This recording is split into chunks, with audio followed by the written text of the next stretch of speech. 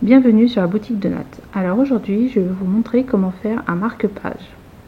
Avant de commencer cette réalisation, si tu n'es pas encore abonné à ma chaîne, n'hésite surtout pas à le faire et en cochant sur la petite cloche, tu seras averti dès qu'une nouvelle vidéo sera postée. Alors revenons à notre ouvrage. Donc nous allons créer un petit marque-page dans des chutes de tissu. Donc ça évite de mettre tes tissus à la poubelle. Un marque-page, c'est toujours utile, surtout si vous lisez, et puis ça peut faire des cadeaux très sympas. Donc pour ce faire, nous avons besoin de chutes de tissu, d'un petit ruban, alors soit du satin, soit des rubans en gros grains, c'est vous qui voyez, ou une petite ficelle, c'est à vous de choisir. Donc j'ai décidé d'utiliser deux rectangles de tissu de 18 cm par 7 cm. Là encore, libre à vous de faire les cotes que vous souhaitez. C'est vraiment pour utiliser des chutes. Et même si vous avez des toutes petites chutes, par exemple que la moitié, vous pouvez très bien assembler deux petites chutes et ainsi faire la taille que vous souhaitez. Pareil, là j'ai choisi mes deux tissus recto-verso identiques. On peut très bien associer deux tissus différents, histoire d'avoir un recto-verso différent et de varier un petit peu les combinaisons. Donc, j'ai mes deux rectangles de 18 par 7 cm et j'ai mon ruban de satin de 20 cm. Donc là encore, vous faites à votre convenance, plus petit, plus grand. Si vous faites avec des petites ficelles, vous pouvez mettre des breloques aussi, c'est très sympa. Voilà, vous pouvez vraiment vous faire plaisir avec cette création. Alors pour commencer, nous allons fixer notre ruban. Donc mon ruban fait 1 cm de largeur. Je vais venir le centrer sur un bord. Donc je vais venir repérer tout simplement là où je vais le fixer, parce qu'en fait on va le fixer avant d'assembler nos deux morceaux de tissu. Hop, je me fais de petits repères. Et on va fixer le ruban.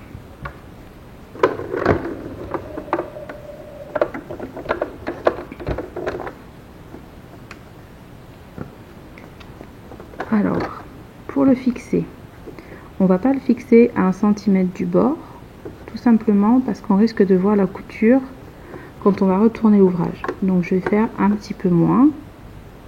Donc ce que je fais, c'est par rapport à ma griffe d'entraînement, d'habitude je suis sur l'extérieur, là je vais me mettre sur l'intérieur. Donc ça fait 2 mm de moins. Donc on commence la couture légèrement avant le ruban. Et on finit légèrement après. Voilà, c'est vraiment juste pour le maintenir. Donc on vient couper nos petits fils.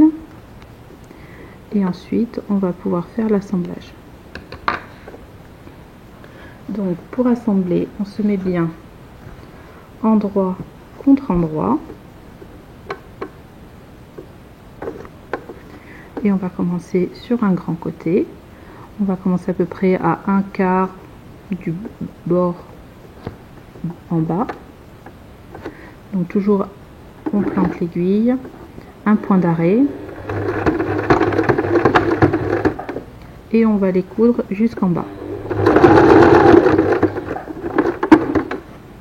Alors pour continuer notre couture sans s'arrêter, on enlève uniquement le pied de biche, on fait 1/4 de tour, on rabaisse et on continue.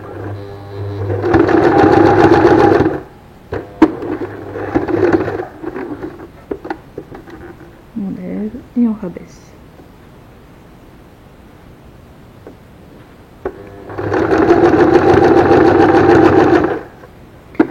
Bien attention que notre ruban est à l'intérieur de l'ouvrage. Voilà. Et on peut continuer.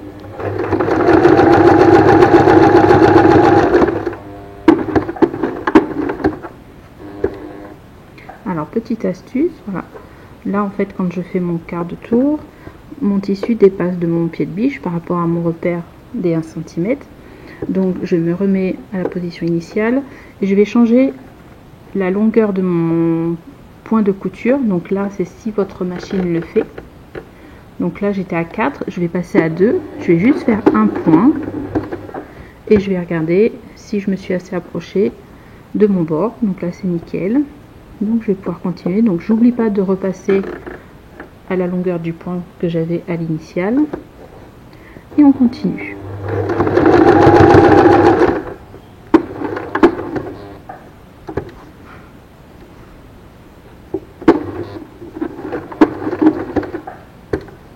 Voilà. Donc là c'est pareil, on va s'arrêter à peu près à un quart par rapport au haut de l'ouvrage. Un point d'arrêt. Et voilà, nos deux tissus sont assemblés. On va venir couper tous les petits fils.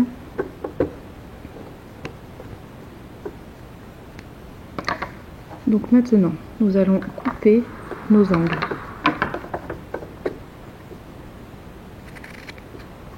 Pour retourner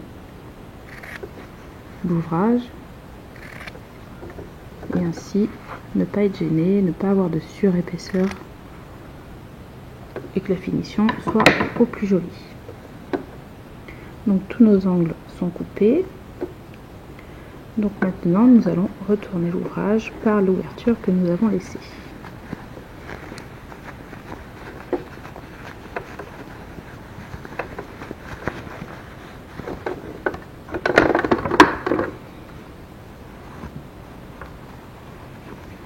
Donc avec nos doigts, on vient pousser au maximum le tissu, aux quatre coins.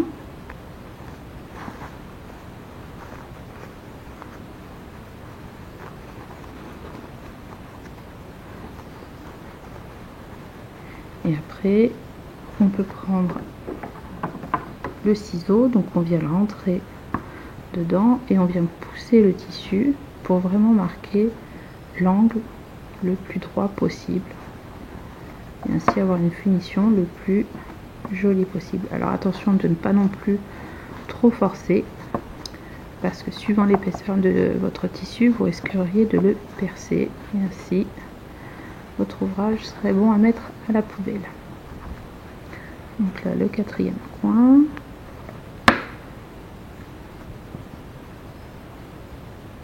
Voilà.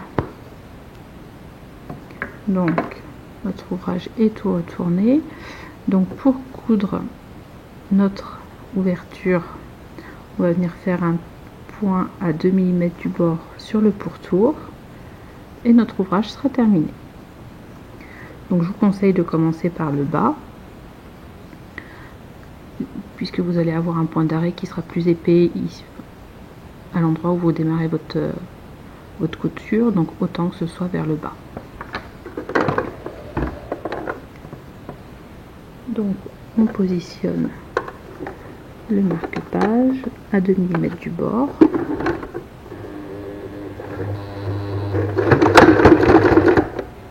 Et on va venir faire le tour.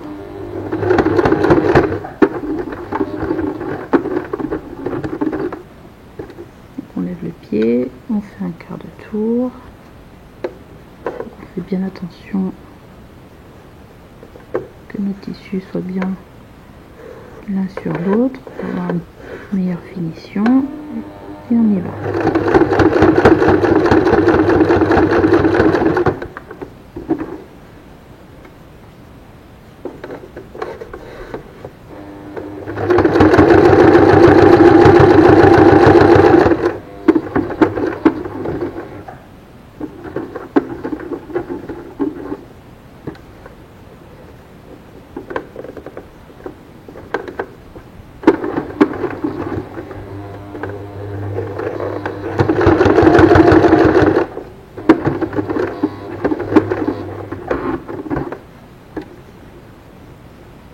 Alors là on arrive sur le bord, on a notre ouverture, donc on fait bien attention de bien replier nos deux tissus l'un sur l'autre.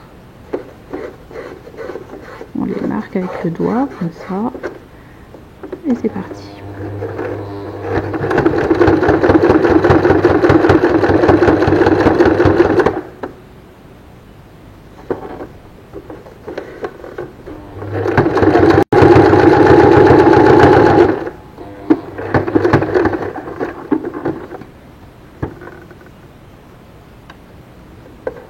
Alors avant de faire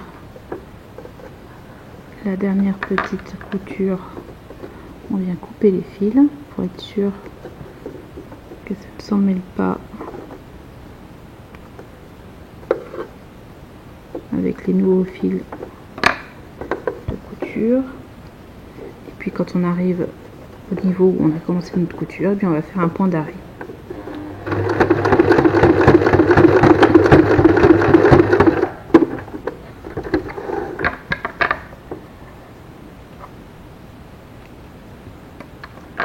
Et voilà, notre petit marque-page est terminé. Donc là, vous pourrez faire des petits cadeaux très sympas, ou pour vous faire plaisir. Vous voyez, dans plusieurs tissus, j'ai fait mes petits, j'ai utilisé mes chutes et j'ai créé des petits marque-pages. Voilà. Alors si cette vidéo vous a plu, n'hésitez pas à mettre un petit pouce bleu, à laisser un petit commentaire, ça fait toujours plaisir. Et puis je vous dis à bientôt pour une prochaine vidéo.